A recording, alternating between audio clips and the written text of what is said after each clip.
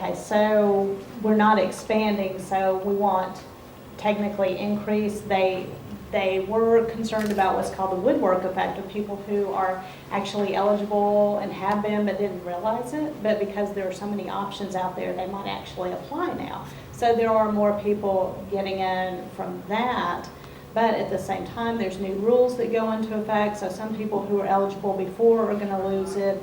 So it's just kind of probably, would you say a wash maybe? And we're just the old rules basically for the federal Medicaid program. Yeah, one other thing is just in terms of are people going to lose coverage? Thanks. The rules. As Sandy was saying, the rules change a little bit, so the way that you're counting income is going to change. So there'll be some people who are eligible who weren't before, and some people who aren't eligible anymore. But what I think is more terrifying is in a state like Kentucky where they're expanding Medicaid, if you're below 138% of poverty, you're going to get coverage and keep coverage. In our state, we're still having this kind of quilt effect where we cover some people at this level and some people at this. It's just hugely complex. Well, April 1st, they're going to start recertifying everybody who's on Medicaid. There's 1.3 million people.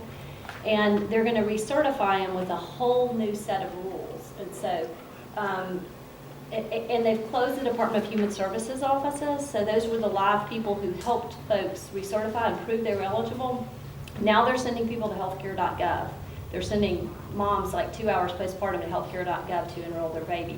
Now, so even though people should be able, who are currently eligible, should be able to prove they're eligible under the new rules, it isn't, the systems are not in place in our state to make sure that those people get across the rickety bridge. And so I think lots and lots and lots of people who are eligible will fall through the cracks starting in April.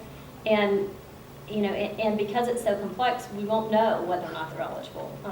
And so those folks will just lose coverage. And so it's important for everybody to know, even after the open enrollment period closes, if you have somebody who might be eligible for Medicaid, hopefully you can reach out and find some folks who can help get them covered. Yeah. This person is working currently to get certified as a private contractor, and she has not finished her certification yet, and she's wondering if she can, once she is certified and goes into her self-employed business, whether she would have the opportunity to then sign up, even though that would be past the March 31st date.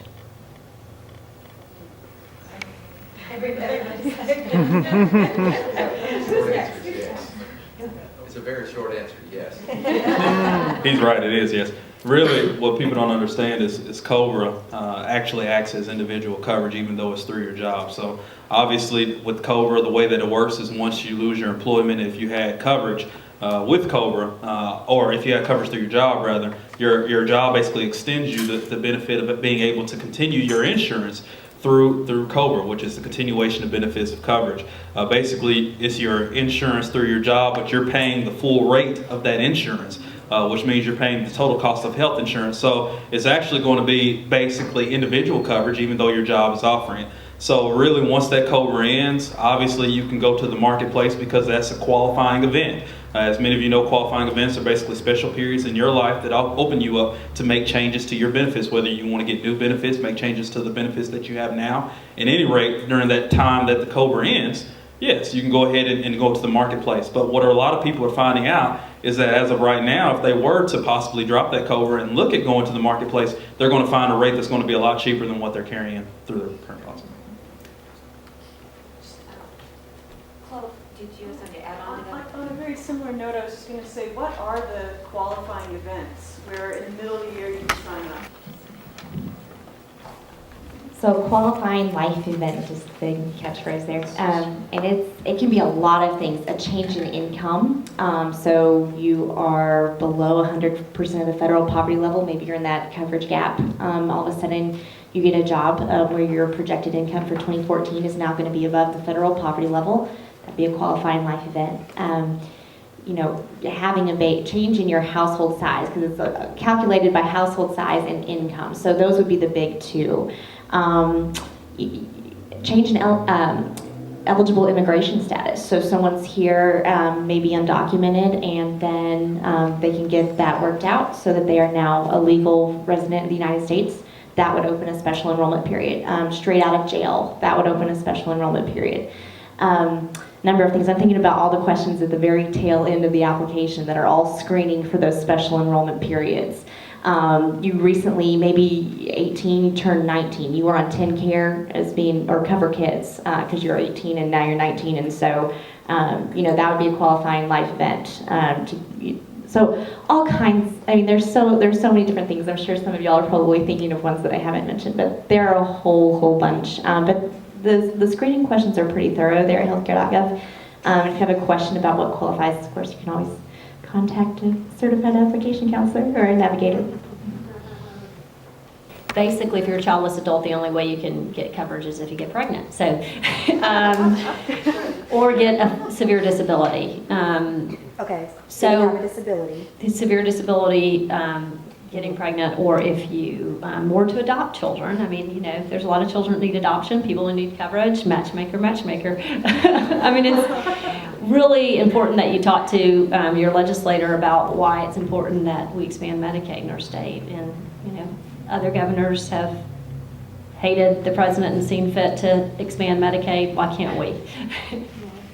Can you go on the marketplace and see if you can get something for a better price? Yes, you can. Basically, right now, COBRA is in actuality individual coverage. So the first thing that you need to look at is to see how much you're paying for that COBRA. If the benefits are just astronomical, which a lot of times people realize how much COBRA actually costs for them to actually maintain it. At this time, during the open enrollment process, you're eligible. This is an open enrollment process. You're eligible to go ahead and look to the marketplace to see what type of coverage is going to be out there that's going to be a better buy. And again, it's really just shopping. It comes down to a shopping factor. If you see that the benefits out there are going to be cheaper for you to go that route, you may want to look at that. But if you do get out there and decide, hey, I want to go ahead and stick with the COBRA coverage that I have now, you're more than welcome to do that. And then at the course of, say, this year in August or September, if your benefits were to end, obviously that's a qualifying event. So then at that time, you would go to the marketplace to purchase health insurance. You are in the coverage gap, so you're below 100% of poverty. You can still buy on the marketplace, it's just unsubsidized. So you're basically paying the same amount as somebody who's 400% of poverty. But if you have loved ones or others who would be willing to pay for your premium, you do have access, it's just not affordable. So anyone can buy on the marketplace. It's just the subsidies make no sense for people who are below 100% of poverty, because if you get to 101% of poverty, then you get subsidized at a pretty substantial level. And the other thing is, you can project your income based on what you think you will make, even if you're not currently making 100% of poverty. If you, in good faith, believe that next year, you're graduating from college next year, you think you will make 100% of poverty, you can project your income on that level, and then you would qualify for subsidies if you can, in good faith, think that you would make that. If they were adopted, could you explain that a little more for me, please? Yeah, so basically, if you adopt children from the Department of Children's Services, generally they're covered under the adoption assistance agreement, but they're covered by 10 Care for life, or for until they become adults. And so many folks who don't know what's in the adoption assistance agreement is a bargaining. It's a negotiation. So making sure that if you're adopting a child from the Department of Children's Services, that you get lifetime coverage for that child in terms of 10 Care. But what I was saying about coverage is, if you adopt a child, then you become a parent of a minor child, and that could make you eligible for 10 Care. And those income levels are fairly, they're some of them, depending on how many children you have, you could be almost close to middle class. But yeah, you basically have to have a child, or you can't get coverage. But they would